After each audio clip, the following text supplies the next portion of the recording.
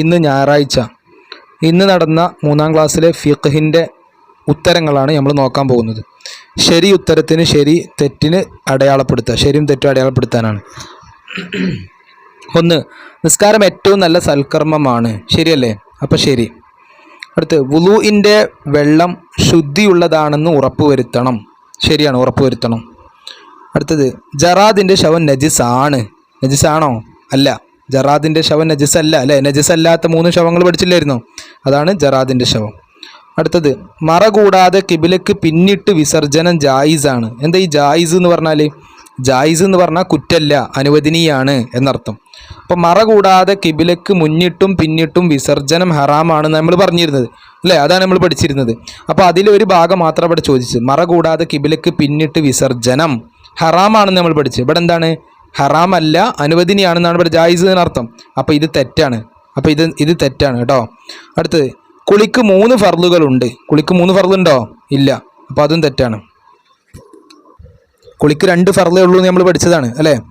അടുത്തത്, മുൻകൈ കഴുകുമ്പോൾ ചൊല്ലണം അസ്തഗ്ഫിറുക വഅതൂബു ഇലൈക്. ഉണ്ടോ? അങ്ങനെ പഠിച്ചില്ലല്ലോ. ഇല്ല, അങ്ങനല്ല. മുൻകൈ കഴുകുമ്പോൾ അഊദു ബിസ്മിയും പിന്നെ അഷ്ഹദു അല്ലാ ഇലാഹ ഇല്ലല്ലാഹ് ആക്കാനല്ലോ. അപ്പോൾ അവിടെ അതും പഠിച്ചില്ല, അതും തെറ്റാണ്. അടുത്ത, 3 റക്അത്തുള്ള നിസ്കാരങ്ങളിൽ ആദ്യത്തെ അത്തഹിയാത്തും നബി സല്ലല്ലാഹു അലൈഹി വസല്ലമയുടെ മേൽ സ്വലാത്തും ചൊല്ലൽ ശക്തിയായ സുന്നത്താണ്. ശരിയല്ലേ? അത് ശരിയാണ്. അടുത്ത, പൂർത്തിയാക്കാം. ബാങ്കും ഇഖാമത്തും കേൾക്കുന്നവർ അത് ഡാഷ് അതുപോലെ പറയണം. പോലെ പറയണം. അടുത്തത്, ഫർള് നിസ്കാരത്തിന് നിൽക്കൽ എന്താണ്? ഫർളാണ്. അടുത്ത ചോദ്യം, ഫാത്തിഹ ബിസ്മി ഉൾപ്പെടെ എത്ര ആയത്തുണ്ടെന്നാണ് എഴുതേണ്ടത്? 7 ആയത്തുകളുണ്ട്. ഇങ്ങനെ തന്നെ എഴുതണം, 7 ആയത്തുകൾ.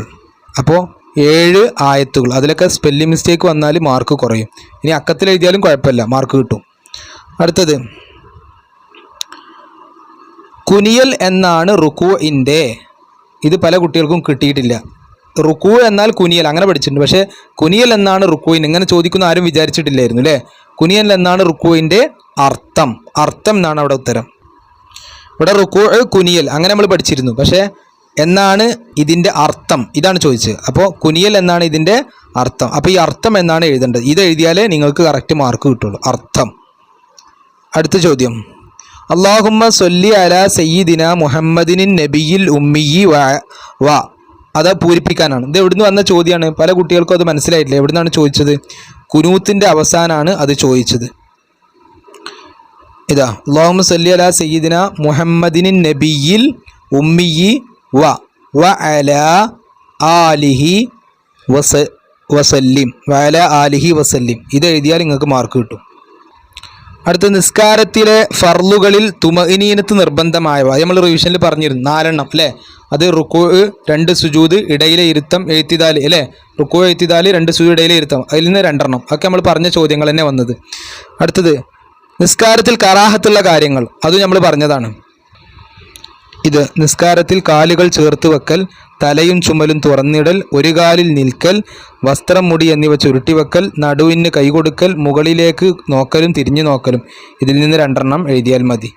അടുത്ത ചോദ്യം, നിസ്കാരം നഷ്ടപ്പെടുന്ന കാര്യങ്ങൾ 2 എണ്ണം എഴുതാനാണ്. നിസ്കാരം നഷ്ടപ്പെടുന്ന കാര്യങ്ങൾ അത് നമ്മൾ പറഞ്ഞതാണ്. 5 എണ്ണം ഇവിടെ കിതാബിൽ പറഞ്ഞിട്ടുണ്ട്. അതിൽ 2 എണ്ണം പഠിക്കുക അല്ലേ? നിസ്കാരത്തിൻ്റെ ഫർളുകളിൽ വല്ലതും ഒഴിവാക്കുക, ഏതെങ്കിലും ഷർത്തിന് ഭംഗം വരിക, 2 അക്ഷരമോ അർത്ഥമുള്ള 1 അക്ഷരമോ ഉച്ചരിക്കുക. അങ്ങനെ അതിൽ നിന്ന് ഏതെങ്കിലും 2 എണ്ണം എഴുതിയാൽ നിങ്ങൾക്ക് മാർക്ക് കിട്ടും. അത് അബ്ആദു സുന്നത്തുകൾ. ഒന്നാം അത്തഹിയാത്തിനും ശേഷം നബിയുടെ മേൽ സ്വലാത്ത് ചൊല്ലൽ. 3 ഇതിൽ ഏതെങ്കിലും 2 എണ്ണം എഴുതിയാൽ നിങ്ങൾക്ക് മാർക്ക് കിട്ടും. അടുത്ത ചോദ്യം, ഉത്തരം എഴുതാം. ബുദ്ധിയുടെ വകതിരിവ് നീങ്ങുന്ന കാര്യങ്ങൾ. ഇവിടെ 5 ചോദ്യമുണ്ട്. ഒരു ചോദ്യത്തിന് 3 മാർക്കാണ്. വകതിരിവ് നീങ്ങുന്ന കാര്യങ്ങൾ എല്ലാം എഴുതിയാലേ ഫുൾ മാർക്ക് കിട്ടുള്ളൂ നിങ്ങൾക്ക്. ഭ്രാന്ത്, ബോധക്ഷയം, മത്ത്. എത്ര ഉണ്ട്? 1, 2, 3, 4 എണ്ണം ഉണ്ട്. അപ്പം 4 എണ്ണം എഴുതിയാൽ നിങ്ങൾക്ക് 3 മാർക്ക് കിട്ടും. ഇനി 3 എണ്ണം എഴുതിയാൽ ഒരു പക്ഷേ ഉസ്താദ്മാർ കനിഞ്ഞ് എഴുതിയാൽ ചിലപ്പോൾ നിങ്ങൾക്ക് 3 മാർക്ക് തന്നെ കിട്ടും. കാരണം 3 മാർക്കാണല്ലോ. അപ്പം 3 എണ്ണം എഴുതിയാൽ കിട്ടുമായിരിക്കും. ചോദ്യം മുഴുവനായിട്ട് എഴുതാനാണ്. കാരണം 2 എണ്ണം എഴുതുക എന്നൊന്നും ചോദിച്ചിട്ടില്ലല്ലോ. അപ്പോൾ പൂർണ്ണമായിട്ട് എഴുതണം. അടുത്തത്, പഠിക്കേണ്ട ആവശ്യത്തിന് വുളു ഇല്ലാതെ മുസാഫ് തൊടാം ആർക്ക്? അത് നമ്മൾ റിവിഷനിൽ പറഞ്ഞ ചോദ്യമായിരുന്നു. ഇതാ വിവേകമുള്ള കുട്ടികൾക്ക്. എന്താണ് ഉത്തരം? വിവേകമുള്ള കുട്ടികൾക്ക്. അടുത്ത ചോദ്യം, നിസ്കാരത്തിൽ വജ്ഹത്ത് ഓതൽ സുന്നത്താണ് എപ്പോൾ? എപ്പോഴാണ് വജ്ഹത്ത് ഓതൽ സുന്നത്ത്? നമ്മൾ പഠിച്ചതാണ് അല്ലേ?